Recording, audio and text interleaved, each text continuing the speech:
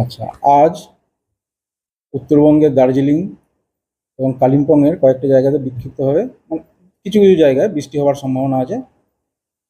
বাকি জেলাগুলোতে দু এক জায়গায় হালকা বৃষ্টির সম্ভাবনা আছে উত্তরবঙ্গে আজকের জন্য।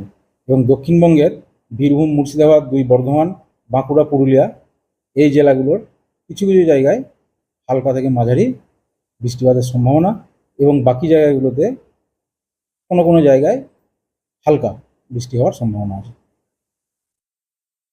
আগামীকাল কুচবিহার আর আলিপুরদুয়ার এই দুটো জেলার কিছু কিছু জায়গাতে বৃষ্টির সম্ভাবনা আছে। আর দার্জিলিং, কালিম্পং এবং জলপাইগুড়ি জেলার দু এক জায়গায় হালকা বৃষ্টি হওয়ার সম্ভাবনা আছে। এবং উত্তরবঙ্গের বাকি জেলাগুলোতে আগামীকাল কিন্তু শুষ্ক আবহাওয়া সম্ভাবনা। আর দক্ষিণবঙ্গের জেলাগুলির বিশেষ করে আপনার ঝাড়গ্রাম,